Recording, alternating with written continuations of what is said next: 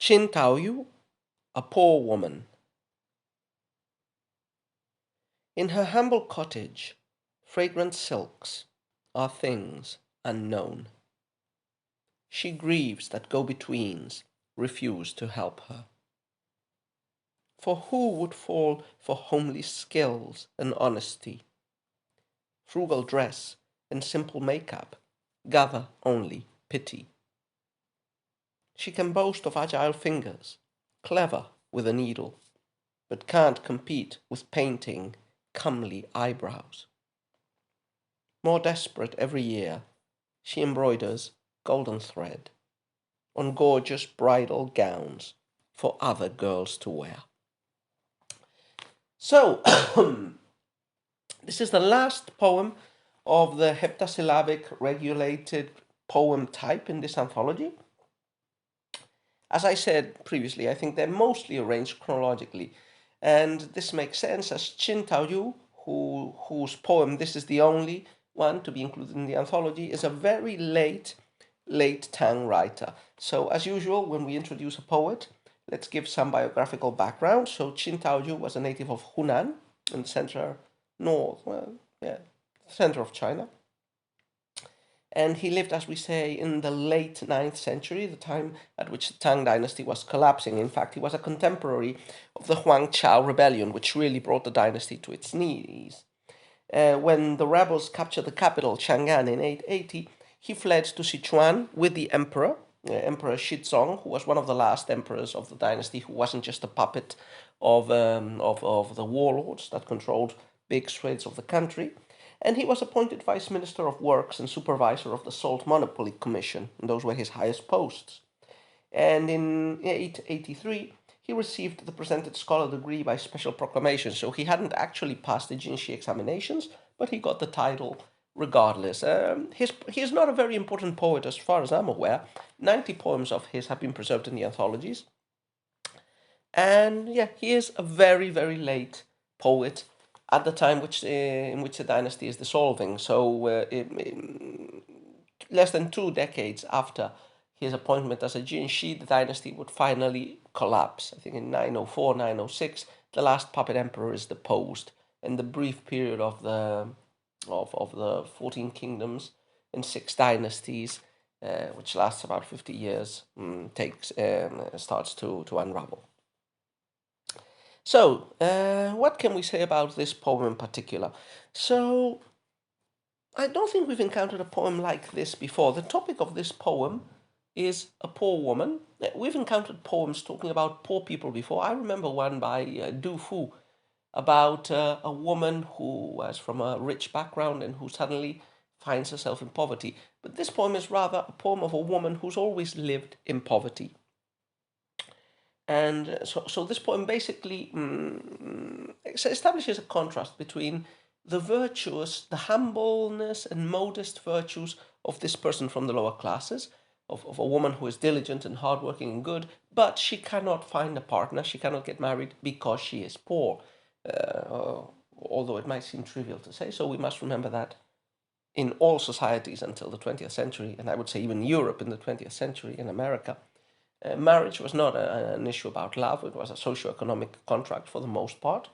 In China, this was even more so when marriages were controlled by the family.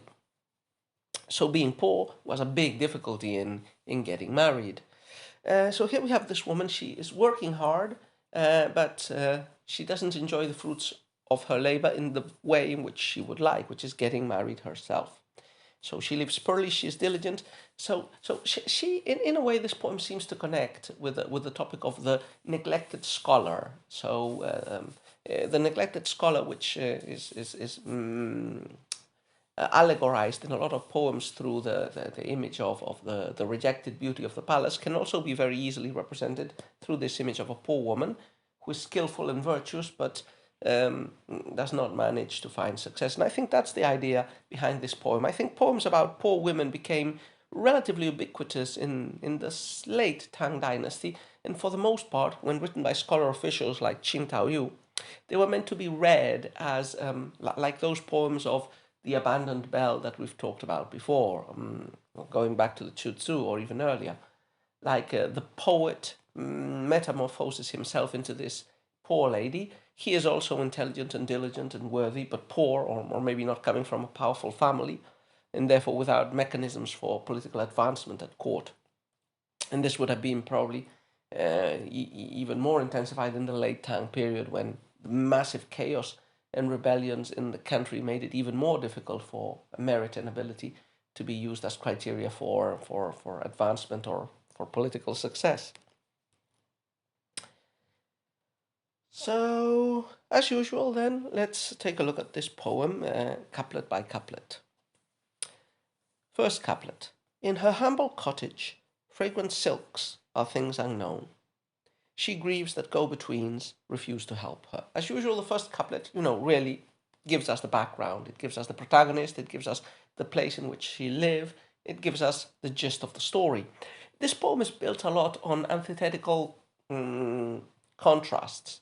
So this woman, who is very poor, has an access to the world of luxury through the clothes that she makes for the rich. So women in ancient China were their main job was seen as maybe as mainly sewing and taking care of the household and of the household affairs, but mainly the woman's job was sewing different materials, making silk or hemp clothing. So we have a humble cottage. This is a poor woman, and the humble cottage is contrasted with the world of fragrant silks. She doesn't know that world. She's a poor woman. And she grieves that go-betweens refuse to help her. Her main problem is not only poverty, it's rather that she can't find a go-between to find a husband for her. At this time, marriage generally required the use of go-betweens that negotiated between one family and another. So this woman is poor.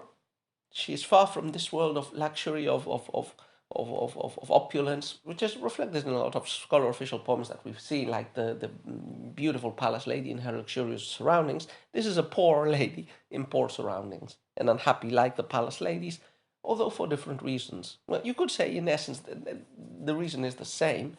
So the palace lady is a concubine or is married to the emperor, but the emperor doesn't pay her any attention. But at least she has material prosperity and self-sufficiency. In the case of this poor lady, she's in a much worse situation, because not only does she not have affection, she doesn't have a husband which will grant her relatively stable economic security, and besides from the satisfactions of having your own family and not being a dependent on other people. Okay, so second couplet, after this introduction, there's this humble hut, poor woman living there, she can't get married. Second couplet. For who would fall for homely skills and honesty? Frugal dress and simple makeup gather only pity. So the second couplet really expands on the first one. It gives the explanation in a certain rhetorical question, you could say, as to why she cannot find a go-between. In these times, nobody is interested in the simple virtues of a good woman that is, a good care of her house and who is honest. Frugal dress, simple makeup, which should be appreciated, generate only pity. This is interesting because behind this, I imagine there is an indictment of the times.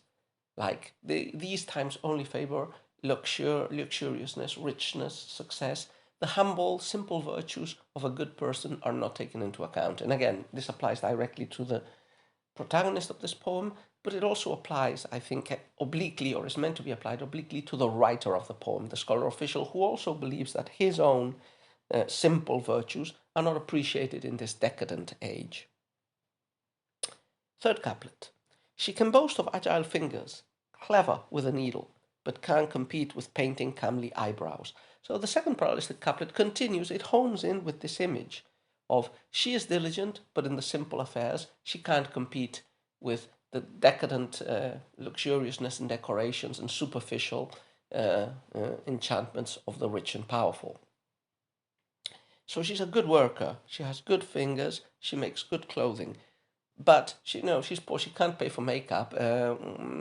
Decorating eyebrows was one of the great points of female couture during the Tang Dynasty, especially moth eyebrows. So-called moth eyebrows were especially appreciated, and women put makeup with I think, geometric figures and patterns in their foreheads.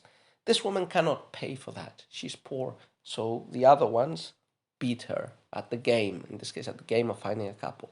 Again, you could read this politically, like the scholar official is saying others who are glib with their tongues or, just born into with a silver spoon in their mouth, they have access to court, to power, to high positions, whereas his simple virtue has to go through the hard road towards officialdom. Finally, the last couplet, this poem is pretty, we could say, I wouldn't say repetitive, but it's pretty stable in just going over and over and over again with the same theme, illustrating it with different details. But, it goes round and round the same idea. The poor, virtuous woman with ability does not manage to get recognition in the decadent time she lives in. So the last couplet just concludes with a statement of how this just intensifies, and by making another antithetical parallelism between her predicament in her poverty and disconnect from the world of riches, but at the same time she is connected to it because she's the one that makes the expensive clothes that the rich women wear. More desperate every year, she embroiders golden thread on gorgeous bridal gowns for other girls to wear. Sic vos non bovis, as in the poem by Virgil. This woman works in vain. Her efforts will profit others. Her skill with the needle will profit the rich, the rich ladies who will buy her clothing for their own marriages, for their own bridal gowns, while she remains an unhappy, poor, and miserable spinster. So all the poem could be called a spinster's lament.